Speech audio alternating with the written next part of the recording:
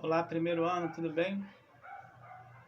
Então, vamos falar hoje sobre o Barroco, mas antes lembrar, né, o que falamos sobre na nossa sala de dúvida, né, na nossa aula online. Falamos sobre a literatura informativa, né, fazer um pequeno resumo e lembrar do que nós falamos. Essa literatura que tem o objetivo de informar, né? Essa literatura que vai se dar a chegada, né,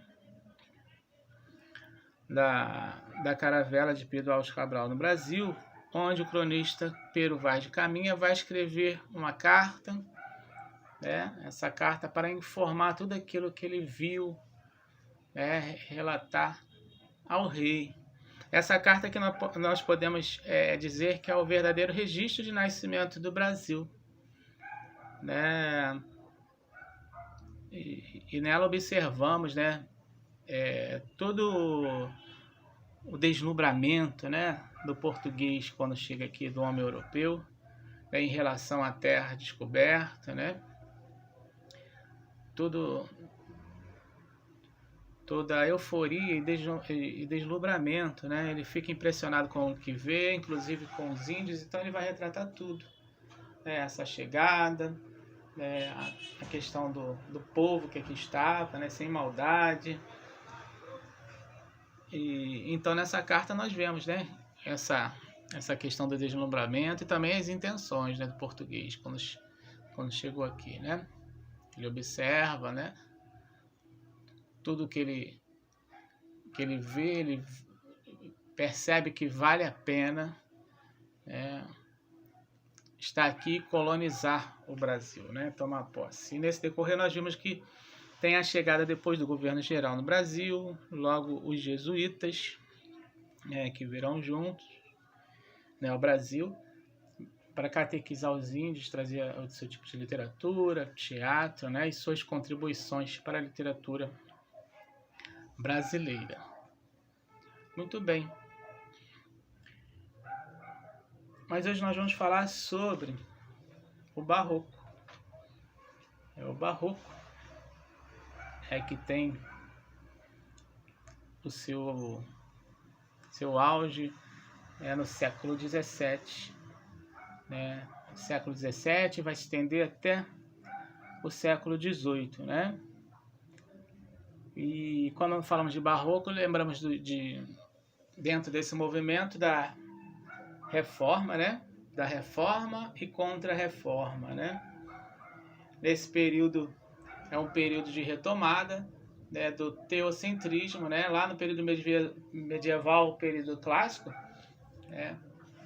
O teocentrismo dá lugar ao antropocentrismo, né? Onde Deus era o centro de todas as coisas. Agora o homem se descobre e vai viver tudo aquilo que vimos no classicismo, né? A questão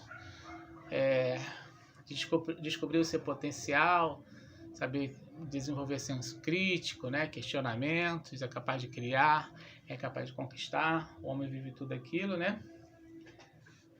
E agora ele vai retomar, né, nesse período, vai ser um período de muito conflito, né, para a humanidade, que agora vai retomar o teocentrismo, né?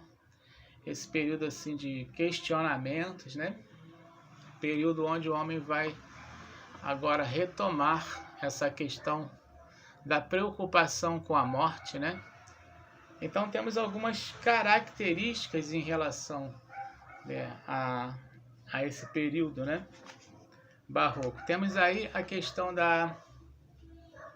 do culto do contraste, né? No período barroco vai aparecer esse culto do contraste, é uma das características, né? Não vamos ver todas, né? O que é o culto do contraste? A questão do dualismo, né?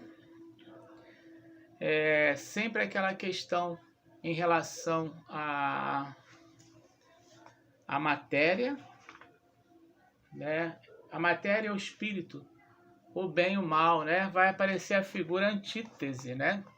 Sempre vai ter essa questão do dualismo barroco, né? Então vai aparecer esse contraste, né? O bem e o mal, a vida e a morte, a juventude e a velhice, né? Nos textos barrocos vão aparecer esse tipo de figura, a antítese, é uma das características do barroco, né? O culto ao contraste, ok? A pureza e o pecado, né?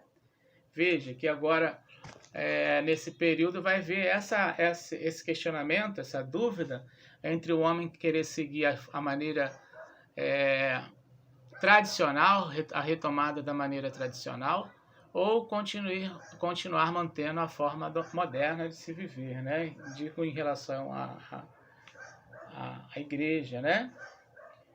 Vai voltar essa questão dessa dúvida, né? Do homem barroco, né? A consciência da transitoriedade da vida, né? Também é uma das características, né? Desse período, né? O homem percebe, vai entender, né? Que o tempo passa rápido, tudo consome tudo, né? Vai consumir tudo, né? Então, nesse período, ele vai... É um período que ele vai desapegar, né? das questões materiais, né? Vai ser a desvalorização desses bens. É uma das características desse período, a desvalorização dos bens materiais, né?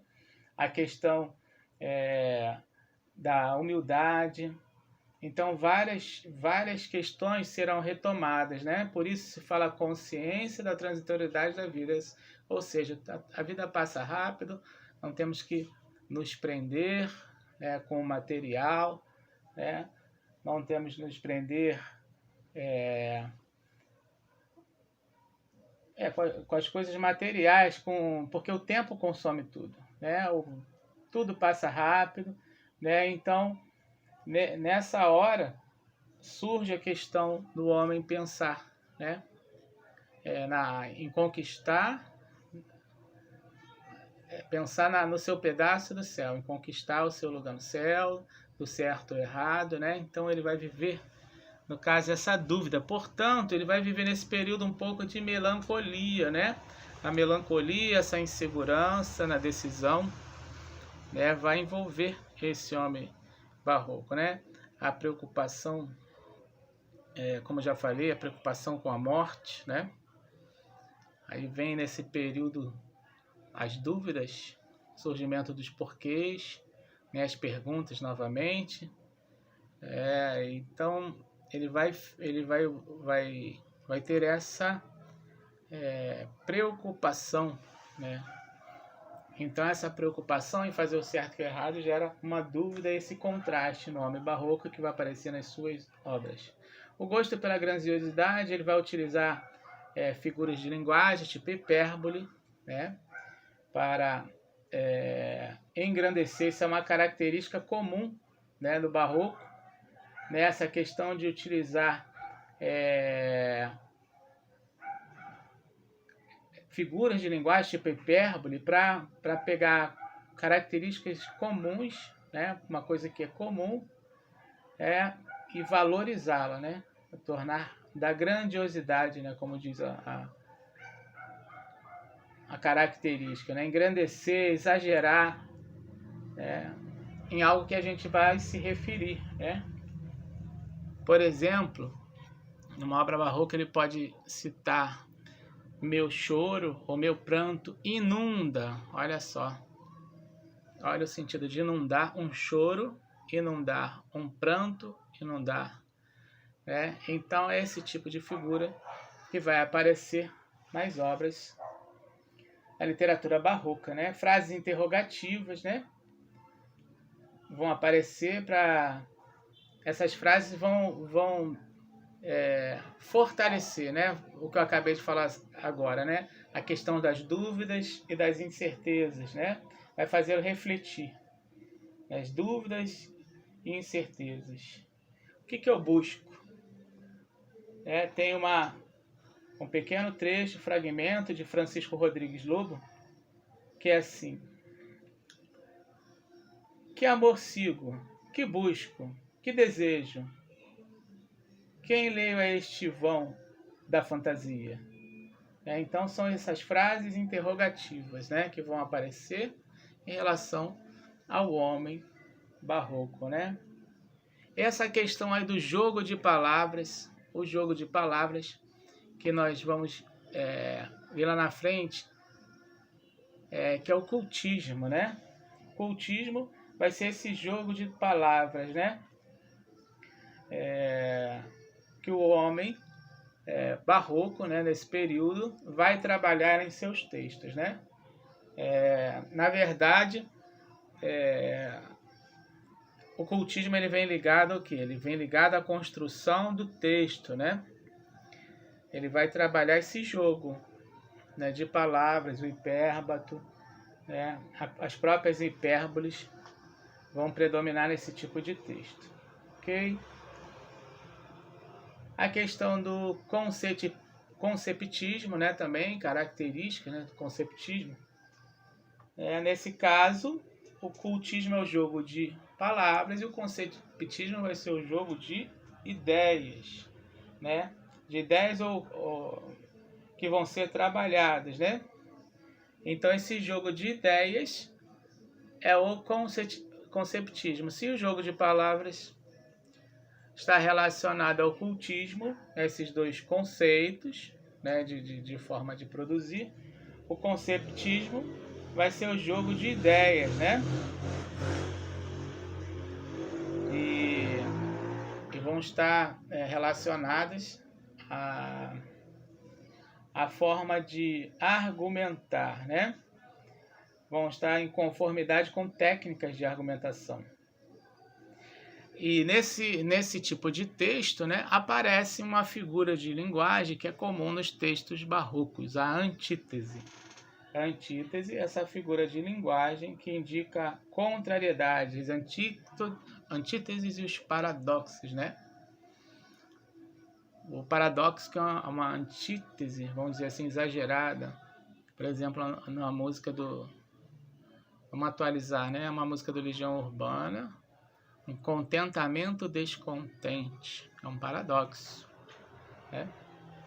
É esse tipo de figura de linguagem que ele vai utilizar. Então vimos um pouco aí da questão do barroco, uma pequena introdução do barroco, quando ele se inicia, né?